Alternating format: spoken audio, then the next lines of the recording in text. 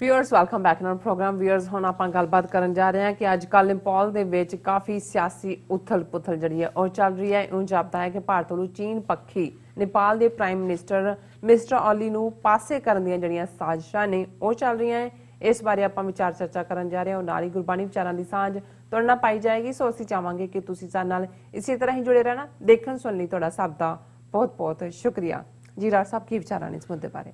देखो, भारत अपने गवांढी मुल्कों के मामलों सीधी सीधी दखल अंदाजी करता है। अच्छा, असीं पहला जिक्र किया किवें 1971 च फौज का इस्तेमाल करके मुक्ति वाहिनी नां दी एक फ्रॉड ऑर्गेनाइजेशन जिहड़ी भारतीय फौज दीआं यूनिट्स चों जवान पिक करके बनाई गई सी, मशरकी पाकिस्तान नूं तोड़िया गया, बांग्लादेश बनाया गया। अच्छा, श्रीलंका के हवाले नाल असीं देखते हैं कि किवें प्रभाकरण के नां थले LTTE Liberation Tigers of Tamil Eelam जिन्हों खुद रा ने ट्रेंड किया, श्रीलंका नूं सिविल वॉर दे विच धक्या, किन्नियां जाना 50,000 तो लाख तक दोवें पासे, और वर्स्ट काइंड जिहड़े सुसाइड बॉम्बिंग जिहड़ी है वो इन्हां ने शुरू की। सब तो पहला मौजूदा दौर च लिटे दे हिंदू गुरिल्लियां ने जिन्हां च कुड़ियां भी शामिल सी, ये सुसाइड बॉम्बिंग्स कीतियां, जिहदा बहुत वारी बलेम इस्लामिक आइडियोलॉजी नूं दिता जांदा है। फिर असीं देखते हैं कि किवें बांग्लादेश दे विच शेख मुजीब तां मारिया गया सने टब्बर दे, पर बाद च उहदी लड़की जिहड़ी शेख हसीना बची उहनूं किवें राह ने कर करा के हुण तक भी पावर च रखिया होया, डायरैक्ट उहनां दे इंटरफेरेंस है। अच्छा, माली जिस दे विच इन्हां दी मालदीव्स जिस दे विच इन्हां दी डायरैक्ट इंटरफेरेंस जिहड़ा एक प्रो चाइना उत्थे हुकूमत बन गई सी, उन्होंने किवें कढ़ के अपना उत्थे लियांदा उन्होंने। हुण नेपाल जिहड़ा लैंडलॉक्ड है, ज़ाहिर है कि जिथों 30,000 तो ज़्यादा जिहड़े ने फौजी डायरैक्ट गोरखे भर्ती करते हैं फौज दे विच, और डिकलेयरडली एक जमाने दे विच हिंदू राष्ट्र सी जिहड़ा उन्होंने ऐलानिया होया सी हिंदू स्टेट धर्म, जदों मोनार्की सी उत्थे बादशाही सिस्टम सी, लंबा वक्त उत्थे एक रेवोल्यूशन चलिया, लैफ्टिस्ट ज़ाहिर है उन्हां दी प्रेरणा सन, और इवेंचुअली उन्हां दी हुकूमत भी बनी। कॉन्स्टिट्यूशन जदों बनाउण लगे हिंदू राष्ट्र तो उन्होंने इनकार किया। इन्हां ने किवें जिहड़े 4-5 जिले नेपाल दे इन्हां दे बिहार और उत्तराखंड दूजे नाल लगदे ने उन्हां राहीं उत्थे गड़बड़ करवाई और उन्हां दा ब्लॉकेड कीता, किवें उन्हां दा उत्थे जिस लैवल ते इन्हां दा हाल कीता। दोबारा जदों लास्ट चोणां होईयां फिर लैफ्टिस्ट तरह इकट्ठियां होईयां, उन्होंने कॉन्स्टिट्यूशन बनाया, उन्होंने कढ़िया अपने आप को हिंदू होने तो, और जिहड़े प्राइम मिनिस्टर मिस्टर ओली उत्थे बने, ज़ाहिर है कि जो भारत का वरतारा सी जां इन्हां दी राह और खुफिया एजेंसियां उत्थे करदियां ने, उहदा नतीजा सी कि उन्होंने देखा कि भाई असीं अपनी एंटिटी नूं तां ही बचा सकांगे जे असीं चाइना वल जिहड़ा झुका रखीए। और चीन की बड़ी हैवी इन्वेस्टमेंट है उहदे च, one belt one road initiative च भी वो हिस्सेदार है, और होर बहुत सारा, क्योंकि नेपाल हुण तक जिहड़ा भारत वाल टेक सी कि भाई उत्थों ट्रक जांदे ने तो शाम की रोटी पकदी है। सो चीन ने जिस लैवल की हाई टैक्नोलॉजी डिवेलप की है, उन्होंने तो जिवें वो उत्थों नैनकिंग तो लहासा तक ट्रेन बनाई है, लहासा तो काठमांडू तक बनाने की उन्होंने शुरू किया होया काम होर भी। सो वो काफ़ी उन्होंने तहफुज होया भी कोई गल नहीं है, जे इन्हां नाल बिगड़दी भी है तो चीन साडे नाल खड़ा है, और चाइना ने भी इस इंटरस्ट दिखाया। और जिवें नेपाल ने फिर इंडिया नूं वंगारिया 3 थावां ते काला पानी लिपुचे जिथे जिथे उन्हां दीयां ज़मीनां दबियां सी, और उदों तो ही इन्हां नूं पता नहीं सी लग रहा इंडियन एजेंसियां नूं, हालांकि इन्हां ने बंदे तो अपने विच बाड़े होए ने, जदों ईवन रेवोल्यूशन भी चल रहा सी, प्रचंडा नां दा जिहड़ा हुण पावरफुल एंटिटी है उत्थे प्राइम मिनिस्टर भी थोड़ी देर रही रहा, प्रचंडा दाहल शायद उहदा नां है, उहनूं इन्हां ने बिल्ड कीता होया सी। हुण जदों कि कोविड-19 का क्राइसिस भी नेपाल च है, चाइना ग्लोबली होर पासे भी उहदा ध्यान है, इन्हां ने विच करके देखो जिहड़े लंबा वक्त लोग सीजनड नहीं हुंदे, लोग विकदे भी ने खरीदे भी जाते हैं, और इंडियन एजेंसियां का जोर लगा होया सी कि भी उन्होंने पता है भी जिन्नी देर ओली प्राइम मिनिस्टर है नेपाल का वो चीन दे ही नाल साझा रहनियां ने, और जे वापस उन्होंने मोड़ना है नेपाल नूं इधर तो उत्थे कोई कू करवाया जाए। और जिहड़ी असी खबरां पिछले देखते 4-5 दिन तो रहे हैं कि पहला तो यह आया कि भाई उन्होंने Prachanda led faction of Nepal Communist Party elects him as new parliamentary leader. ये प्रचंडा जिहड़ा है वो ਬਣ ਜਾਂਦਾ ਨਵਾਂ ਲੀਡਰ ਔਰ ਇਹ ਸਾਬਤ ਕਰਨ ਲਈ ਕਿ ਜੀ ਸੱਦੋ ਸੈਸ਼ਨ ਸੱਦੋ। ਮਿਸਟਰ ਓਲੀ ਦੀ ਗਵਰਨਮੈਂਟ ਜਿਹੜੀ ਆ ਉਹ ਮਾਈਨੋਰਟੀ 'ਚ ਰਹਿ ਗਈ ਹੈ। ਓਲੀ ਨੇ ਸਮਾਰਟ ਪਲੇ ਕੀਤਾ, ਉਹਨੇ ਪਾਰਲੀਮੈਂਟ ਹੀ ਡਿਸੋਲਵ ਕਰ ਦਿੱਤੀ ਔਰ ਨਾਲ ਦੀ ਨਾਲ ਉਹਨੇ ਨਵੇਂ ਮਿਨਿਸਟਰ ਵੀ ਸਫੀਅਰ ਉਹਨਾਂ ਨੂੰ ਕਰਵਾ ਦਿੱਤਾ ਤਾਂ ਕਿ ਕੇਅਰ ਟੇਕਰ ਗਵਰਨਮੈਂਟ ਰਿਹਾ ਵੀ ਮਿਡ ਟਰਮ ਇਲੈਕਸ਼ਨਸ ਕਰਵਾ ਦਿੰਦੇ। ਹੁਣ ਕਿਉਂਕਿ ਉਹਨਾਂ ਦੇ ਕਨਸਟੀਟਿਊਸ਼ਨ 'ਚ ਸ਼ਾਇਦ ਇਸ ਕਿਸਮ ਦਾ ਪ੍ਰੋਵੀਜ਼ਨ ਨਹੀਂ ਹੈ, ਹੁਣ ਸੁਪਰੀਮ ਕੋਰਟ 'ਚੋਂ ਕੇਸ ਚਲਾ ਗਿਆ ਔਰ ਨੇਪਾਲ ਦੇ ਐਪੈਕਸ ਕੋਰਟ ਨੇ ਯਾਨੀ ਕਿ ਸੁਪਰੀਮ ਕੋਰਟ ਨੇ ਓਲੀ ਨੂੰ ਸ਼ੋ ਕਾਜ਼ ਨੋਟਿਸ ਦਿੱਤਾ ਹੈ ਕਿ ਜਿਹੜਾ ਪਾਰਲੀਮੈਂਟ ਉਹਨੇ ਡਿਸੋਲਵ ਕੀਤੀ ਹੈ। ਪਰ ਇਸ ਸਾਰੇ ਦੇ ਵਿੱਚ ਜਿਹੜਾ ਉਹਨਾਂ ਨੇ ਓਲੀ ਗੋ ਹੈਡ ਕਰਕੇ ਉਹਨੇ ਜਿਵੇਂ ਮੈਂ ਕਿਹਾ ਕਿ ਵੀ ਉਹਨੇ ਰੀਸ਼ਫਲ ਕੀਤਾ ਫਰਾਈਡੇ ਆਪਣੀ ਕੈਬਨਿਟ ਨੂੰ। ਹੁਣ ਚਾਈਨਾ ਜਿਹਦਾ ਬਹੁਤ ਕੁਛ ਐਟ ਸਟੇਕ ਹੈ, ਚਾਈਨਾ ਬਹੁਤ ਚੰਗੀ ਤਰ੍ਹਾਂ ਇਸ ਸਟੇਟ ਨੂੰ ਸਮਝਦਾ ਹੈ ਕਿ ਵੀ ਇਹ ਇੰਡੀਅਨ ਏਜੰਸੀਆਂ ਸਬਵਰਟ ਕਰ ਰਹੀਆਂ ਨੇ, ਪੋਲੀਟੀਕਲ ਕੂ ਹੈ। ਔਰ ਅੱਜ ਜਿਹੜੀ ਚਾਈਨਾ ਦੀ ਬੜੀ ਪਾਵਰਫੁਲ ਐਂਬੈਸਡਰ ਹੈ ਨੇਪਾਲ ਦੇ ਵਿੱਚ ਹੂ ਯੈਂਗੀ, ਹਾਲਾਂ ਪਹਿਲਾਂ ਇਹਦਾ ਨਾਂ ਉਹਨਾਂ ਨੇ ਓਲੀ ਨਾਲ ਵੀ ਜੋੜਿਆ ਇਹਨੇ ਰੋਂਗ ਵੇ, ਪਰ ਚਾਈਨਾ ਦੀ ਤੁਸੀਂ ਡਿਪਲੋਮੇਸੀ ਦੇਖੋ, ਉਹਨਾਂ ਨੇ ਦੇਖਿਆ ਕਿ ਵੀ ਜੇ ਇਹ ਕੱਲ ਨੂੰ ਓਲੀ ਨੂੰ ਚਲਦਾ ਵੀ ਕਰਦੇ ਨੇ। ਅੱਜ ਜਿਹੜਾ Chinese envoy meets Prachanda political situation post NCP split discussed. So ਉਹਨਾਂ ਨੇ ਈਵਨ ਪ੍ਰਚੰਡਾ ਨੂੰ ਵੀ ਵੀਵਨ ਕਰ ਲਿਆ ਕਿਉਂਕਿ ਇਦਾਂ ਦੇ ਜਿਹੜੇ ਭੁੱਖੇ ਨੇ ਜੋ ਉੱਥੋਂ ਪੈਸੇ ਲੈ ਕੇ ਕੁਝ ਕਰ ਰਿਹਾ ਹੋਣਾ, ਉਹਨਾਂ ਨੇ ਕਿਹਾ ਹੋਣਾ ਕੋਈ ਗੱਲ ਨਹੀਂ ਤੇਰਾ ਧਿਆਨ ਰੱਖਾਂਗੇ, ਤੂੰ ਇੱਧਰ ਹੀ ਰਹਿ। ਸੋ ਅਸੀਂ ਇਹ ਕਹਿਣਾ ਚਾਹੁੰਦੇ ਹਾਂ ਕਿ ਨਾ ਸਿਰਫ ਭਾਰਤ ਜਿਹੜਾ ਹੈ ਉਹ ਪਾਕਿਸਤਾਨ ਦੇ ਮਾਮਲਿਆਂ 'ਚ, ਅਫਗਾਨਿਸਤਾਨ 'ਚ ਕਿਸ ਕਿਸਮ ਦੀ ਨੀਤੀ ਇਹਨਾਂ ਨੇ ਰੱਖੀ ਹੈ, ਬਹੁਤ ਸਾਰੀਆਂ ਜਿਹੜੀਆਂ ਵਾਇਲੈਂਸ ਦੀਆਂ ਘਟਨਾਵਾਂ ਹੋ ਰਹੀਆਂ ਨੇ ਉੱਥੇ ਕਿਉਂਕਿ ਉਹਨਾਂ ਨੂੰ ਤਾਲਿਬਾਨ ਦੇ ਨਾਲ ਅਮਰੀਕਾ ਦਾ ਸਮਝੌਤਾ ਜਿਹੜਾ ਹੈ ਉਹ ਹਜਮ ਨਹੀਂ ਸੀ ਹੋ ਰਿਹਾ ਕਿਉਂਕਿ ਉਹਦੇ 'ਚ ਭਾਰਤ ਦਾ ਕੋਈ ਰੋਲ ਨਹੀਂ ਸੀ। ਪਾਕਿਸਤਾਨ ਨੇ ਜ਼ਾਹਰ ਹੈ ਇਹ ਸਾਰੇ ਨੂੰ ਬ੍ਰੋਕਰ ਕੀਤਾ, ਉਸ ਦੀ ਮੀਡੀਏਸ਼ਨ ਕੀਤੀ।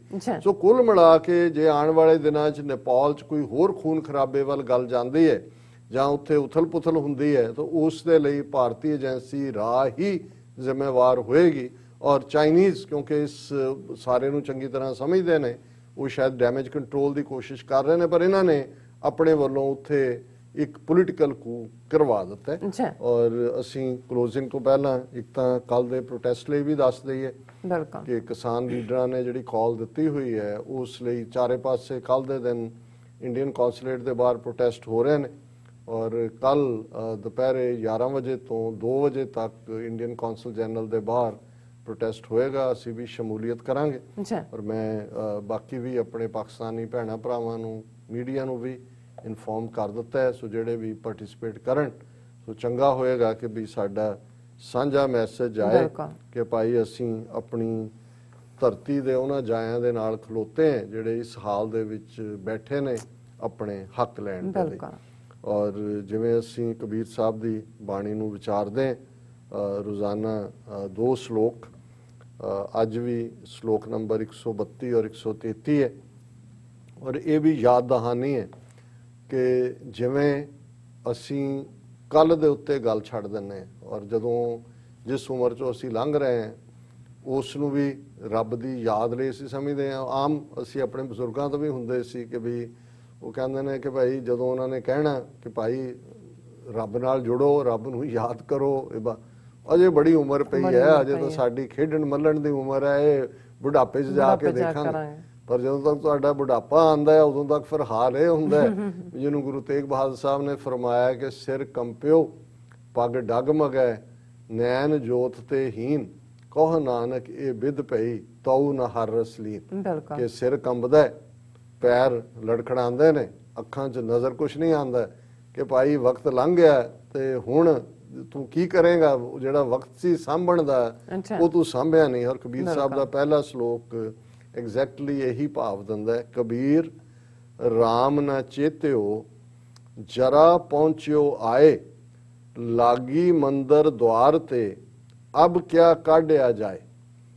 ਹੁਣ ਬੁਢਾਪੇ ਦੀ ਹਾਲਤ ਬਿਆਨ ਕਰਦੇ ਨੇ ਤੇ ਇਸ ਦਾ ਜਿਹੜਾ ਅਲੰਕਾਰ ਹੈ ਕਿ ਜੇ ਤਾਂ ਘਰ ਦੇ ਕਿਸੇ ਹੋਰ ਖੂੰਜੇ 'ਚੋਂ ਅੱਗ ਲੱਗੇ ਤੇ ਤੁਸੀਂ ਭੱਜ ਕੇ ਦਰਵਾਜ਼ੇ 'ਚੋਂ ਬਾਹਰ ਨਿਕਲ ਜਾਓਗੇ, ਕੁਝ ਚੀਜ਼ਾਂ ਵੀ ਬਚਾ ਲਓਗੇ ਜ਼ਰੂਰੀ, ਪਰ ਜੇ ਅੱਗ ਹੀ ਦਰਵਾਜ਼ੇ ਨੂੰ ਲੱਗੇ ਘਰ ਦੇ ਨੂੰ ਤੇ ਫਿਰ ਤਾਂ ਤੁਸੀਂ ਫਸ ਗਏ, ਨਾਲ ਹੀ ਅੰਦਰ ਸੜੋਗੇ।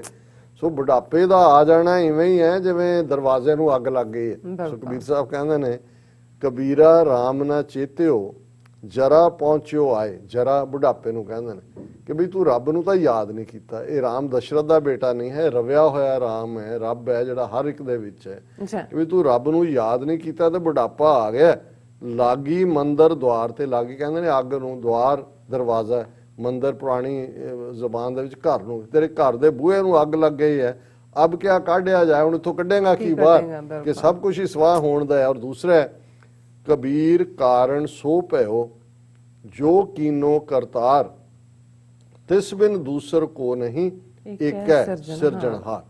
ਕਬੀਰ ਸਾਹਿਬ ਇਹ ਯਾਦ ਦਹਾਨੀ ਕਰਵਾਉਂਦੇ ਨੇ ਕਿ ਭਾਈ ਅਲਟੀਮੇਟਲੀ ਕਰਨ ਕਾਰਨ ਦੇ ਦਾ ਸਮਰੱਥ ਕਰਤਾਰ, ਕਰਤਾਰ ਕਰਤਾ ਕਹਿੰਦੇ ਨੇ ਕ੍ਰੀਏਟਰ ਨੂੰ, ਕ੍ਰੀਏਟ ਕਰਨ ਵਾਲਾ, ਜਿਹਨੇ ਸਾਰੀ ਜਿਹੜੀ ਹੈ ਇਹ ਧਰਤੀ, ਕਾਸਮੋਸ, ਸਾਰੀ ਕਾਇਨਾਤ ਬਣਾਈ ਹੈ, ਜੀਵ ਬਣਾਏ ਨੇ, ਸਾਨੂੰ ਬਣਾਇਆ। ਸੋ ਇਹੀ ਕਰਤਾਰ ਹੈ, ਉਹੀ ਖਾਲਕ ਵੀ ਹੈ, ਪਾਲਕ ਵੀ ਹੈ, ਔਰ ਉਹੀ ਕਰਤਾ ਹੈ ਉਸ ਇਸ ਧਰਤੀ ਨੂੰ ਬਣਾਉਣ ਵਾਲਾ।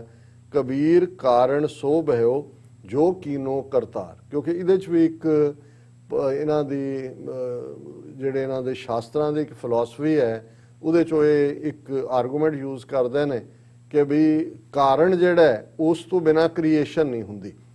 ਔਰ ਉਸ ਦੇ ਲਈ ਇਹਨਾਂ ਦਾ ਕਾਰਨ ਕਾਰਜ ਸਿਧਾਂਤ ਉਹਦਾ ਨਾਂ ਇਹ ਕਹਿੰਦੇ ਨੇ।